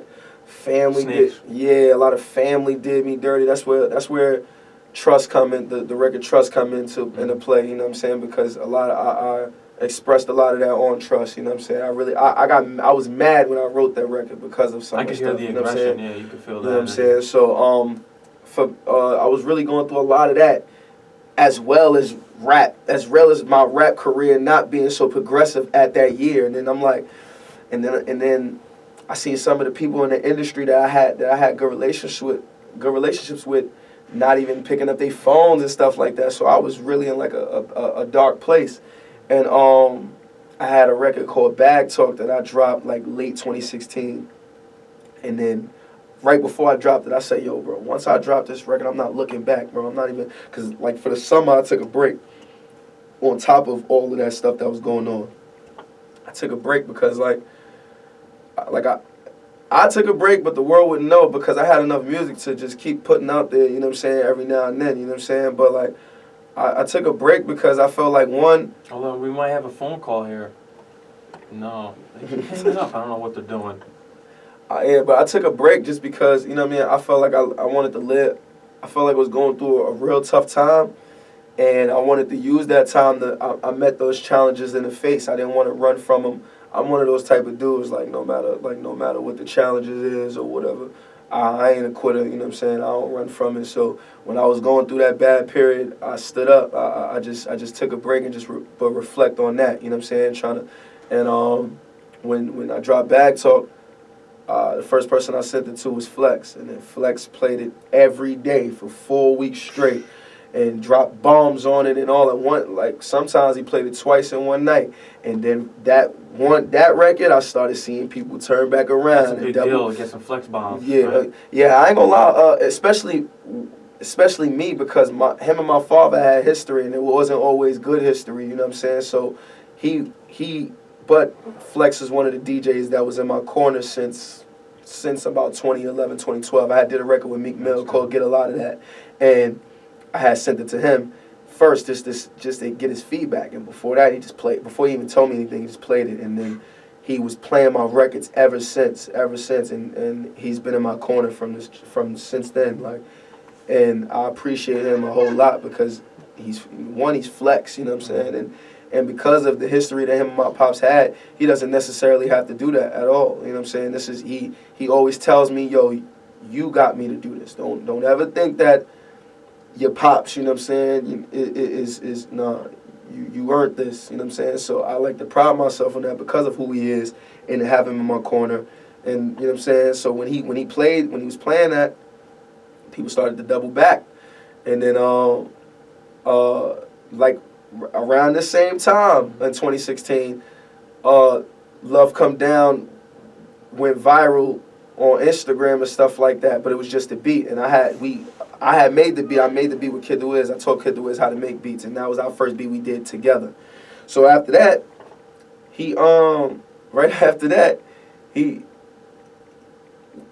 everybody was just everybody. Like my father, my mom's, my right hand man, Ice, my brother.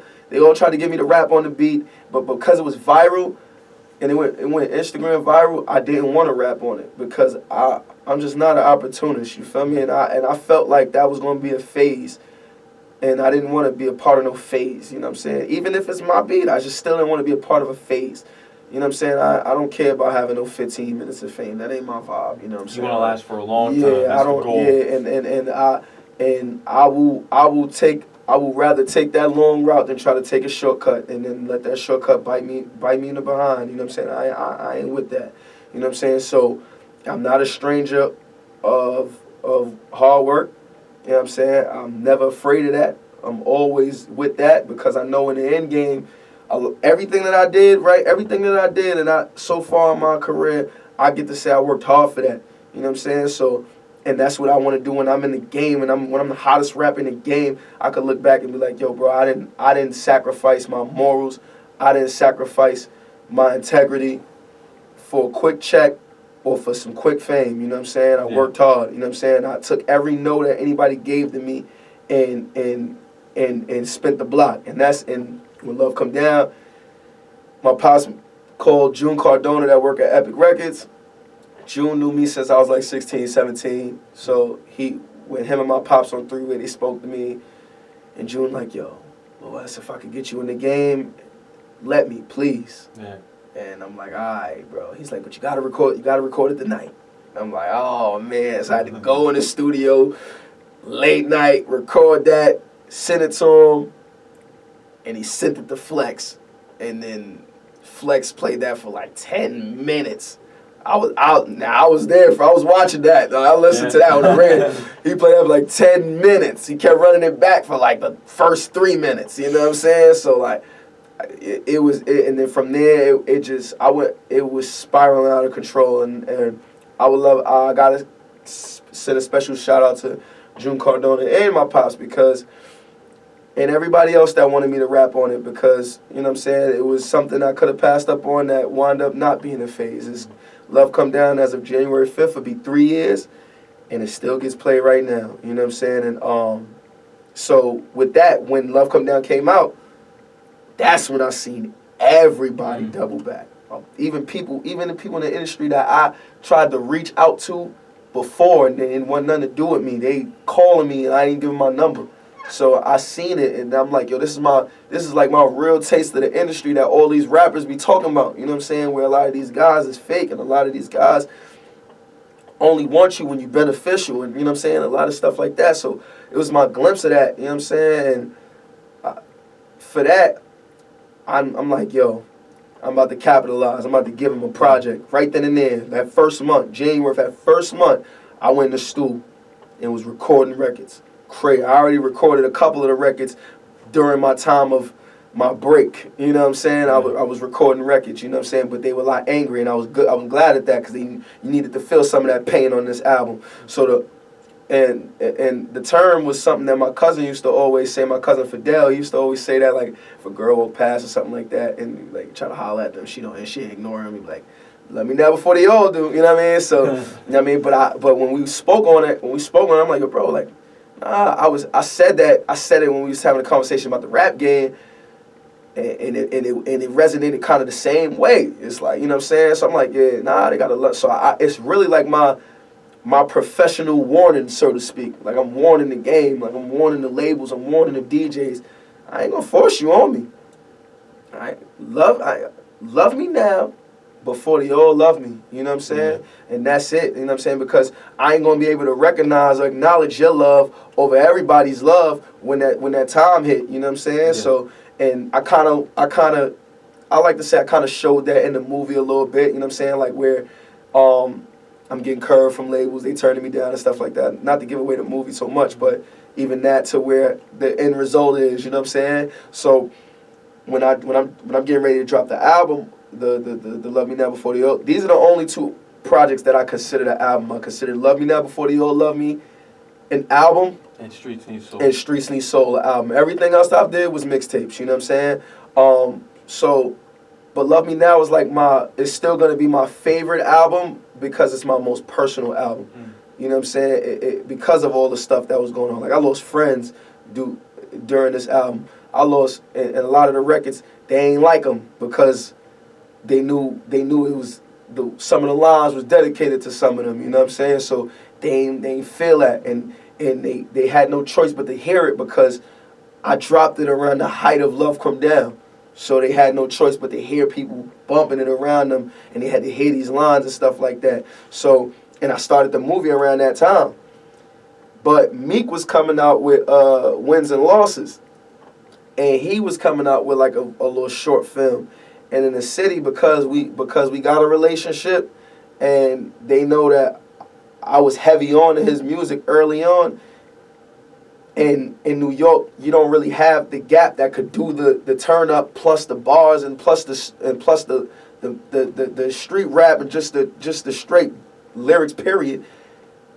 We would only claim Meek, but Meek ain't from New York. He from Philly. But we claim him because he was the only one for the East Coast that could give us that can give us both, that could bridge in that gap. Yeah. You know what I'm saying? Like, New York, we have East, but East don't got enough hits like a Meek Mill do. You know what I'm saying? Yeah. And Meek says the same thing. Like, that New York would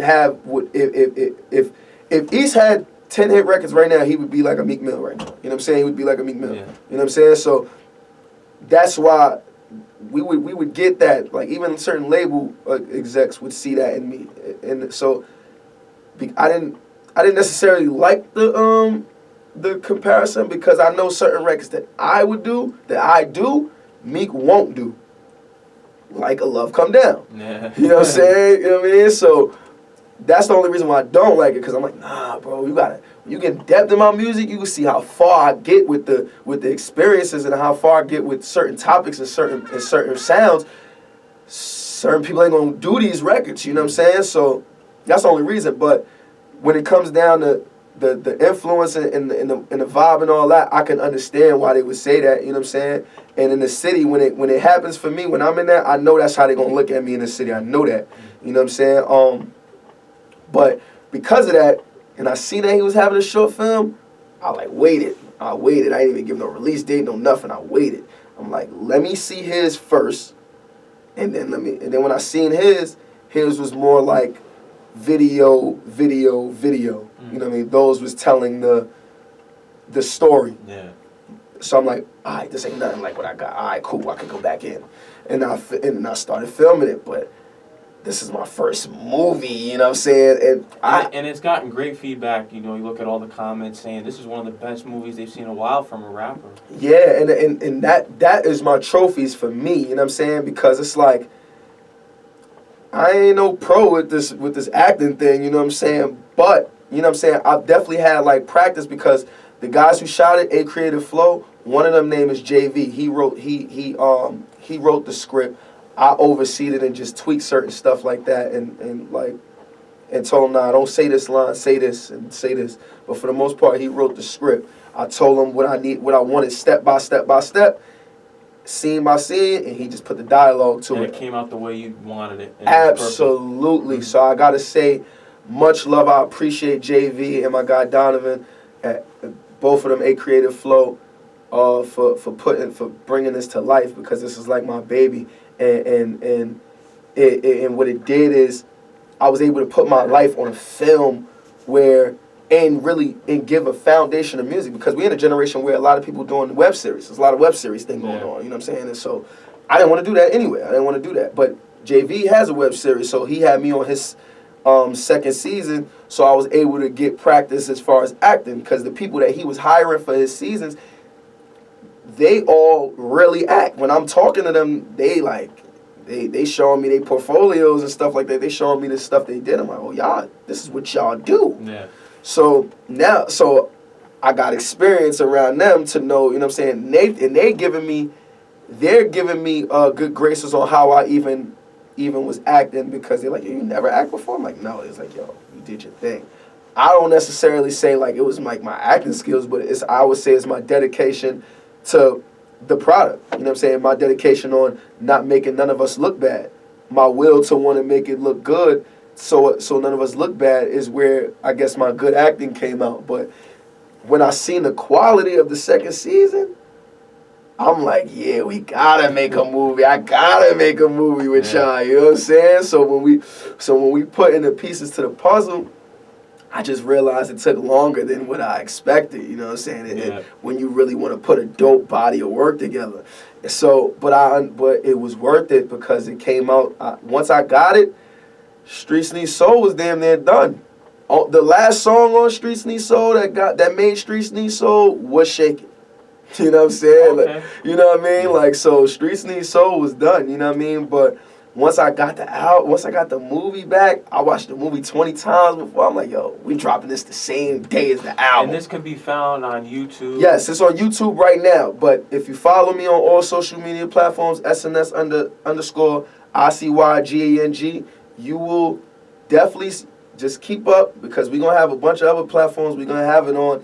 We talking to some people, so just stay tuned. Big things on the way. Yes, Jack Doe doesn't play. You know what I'm saying? So Jack Doe, I want to thank you too for even telling me about SNS and just. Oh, definitely. Even before that, I'm sorry to stop you, DJ Man Max. I like to thank the Academy for my nomination. And, for my role, I played an arrogant prick executive, and I went real deep with it. And I did a lot of studying. So if I was acting arrogant and as a prick, SNS, it's just me. It's not me naturally. Just me working for the role. I'm a method actor. A method actor. Method actor. So thank you to the Academy. And by the Academy, I mean Academy of Wolford in Brooklyn. So not the big acting academy, just that again. Or follow me at JAKKDOE, and we here to work. We got some things coming. Yeah, man. Sure. This movie right here was like the movie and the album itself. Like when we came to people and was telling people we had that, they looking at us like, wait, hold on, you got a what? Like, yeah, man, we got a movie, you know what I'm saying? Like, and it's a movie too. Yeah, it's a movie. Like, it's like, and it's 40 something minutes, you know what I'm saying? So it's like, it's nice and sweet, it's right to the point, but it make people be like, damn, man, I wanted it longer than this. Some people hit me like that, and I'm glad. So you give them more for the next album. Yeah, I'm gonna give them like we got some, and that's what's so dope, because when I showed it to people and other people when they watched it. Now, to get the cast together was a headache.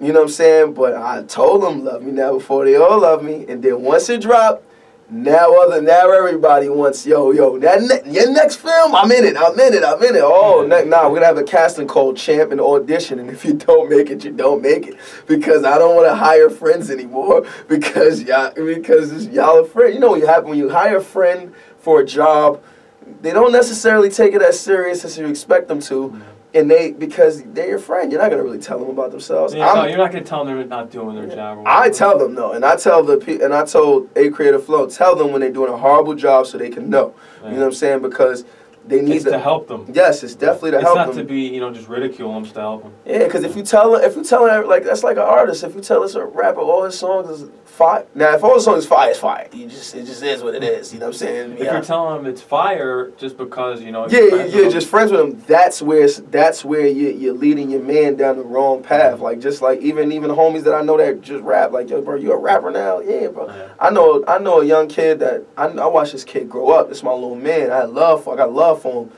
He told me he rap. He played me his music. He sounded like everybody else, and it wasn't really appealing to me. I told him, I ain't gonna lie, bro. You need some work.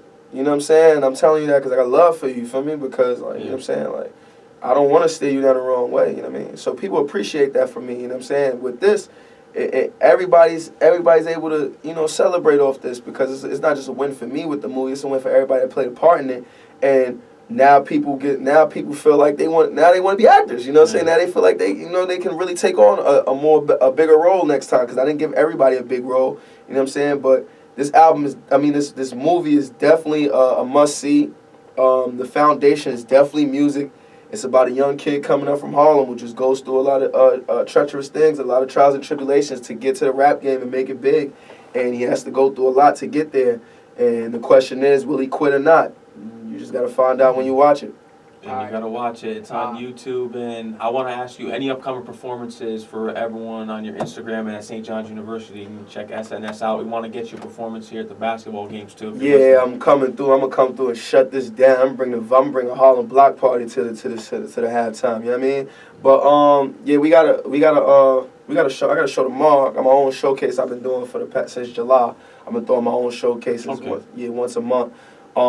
It's called Love Me Now Before They All Love Me Showcase. I had it all around the movie too. Like every month we've been promoting the movie that way and stuff like that. And I've been packing it out. And the reason why I brag about the packing it out part is because you got a lot of artists that's popular on the Instagram and stuff that, but you don't know what they necessarily could bring to the table. You don't even know if they fans is really loving them or care about them like that. I like to show that because it's like, yo, bro.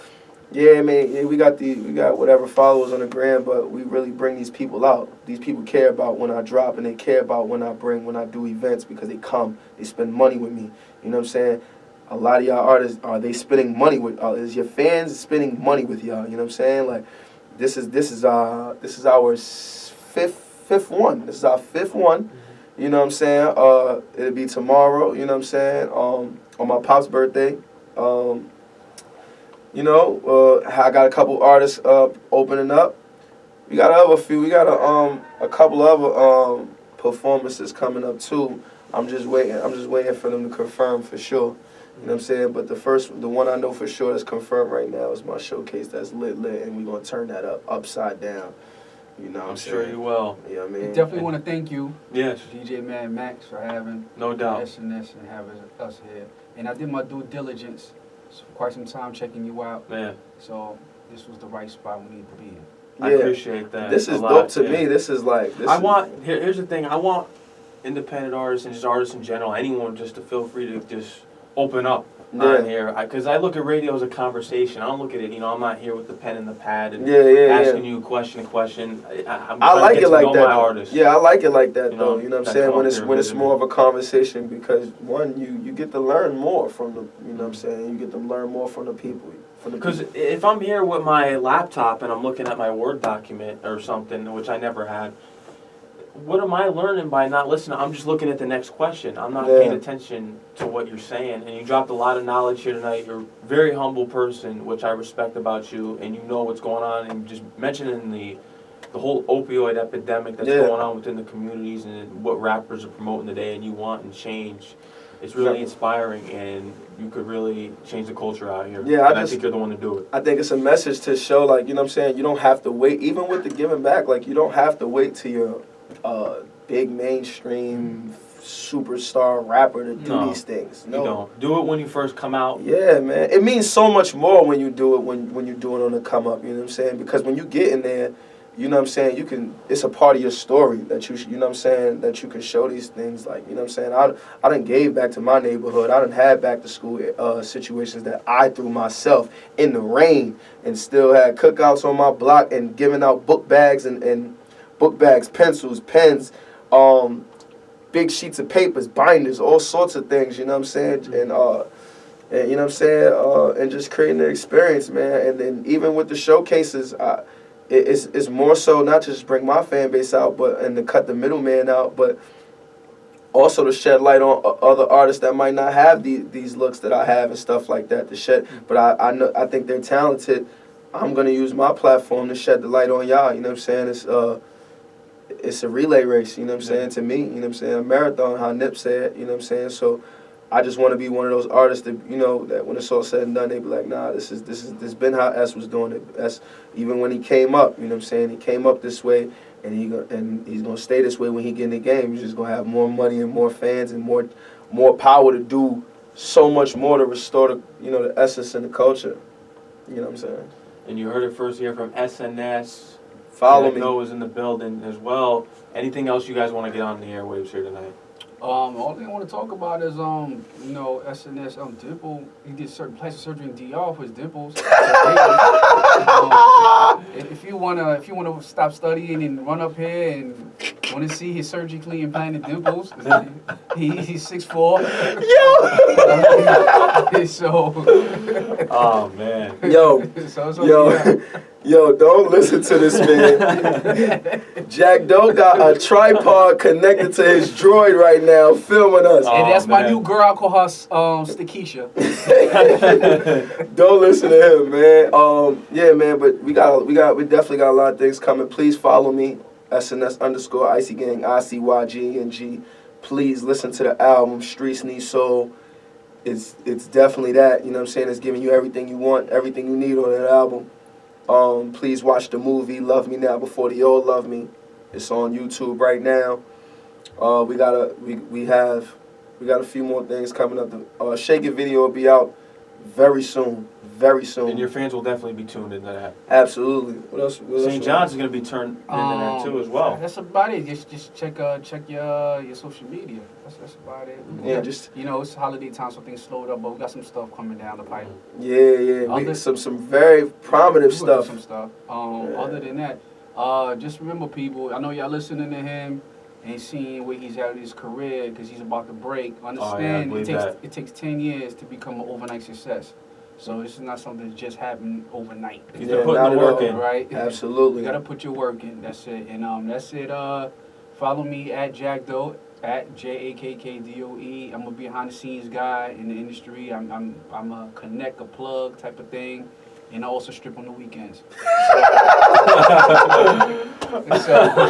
So ladies, if you got any tokens from 1982, come holler at me. Oh man, you heard it from Jack Doe. I just want to appreciate St. John's for having me, man. I appreciate you, Max, for having me, man. No doubt. Appreciate it, Thank you for coming up. Thank you for coming up. Come on, thanks, Matt. DJ Mad Max. Yes, sir. You know what it is. I want to thank everyone who listened in this year. It's been a big year. This is probably the last interview of 2019. So yeah, that's how you end it right 2019 blew by for me. You know, I put a lot of work in this year. I wanted this to be a monumental year, and I want 2020 to even be more monumental. Then when I'm out of here in 2021, who knows where I'll be then. Yeah. So we're just going to keep the ground building here. I appreciate everyone listening up here and around the whole world. If they follow me on Instagram, you're tuned in. And enjoy the holidays. Have a Merry Christmas and Happy New Year. Mad Max is now signing off. Streets Need Soul. All platforms now. Make sure you go get it. Feel you.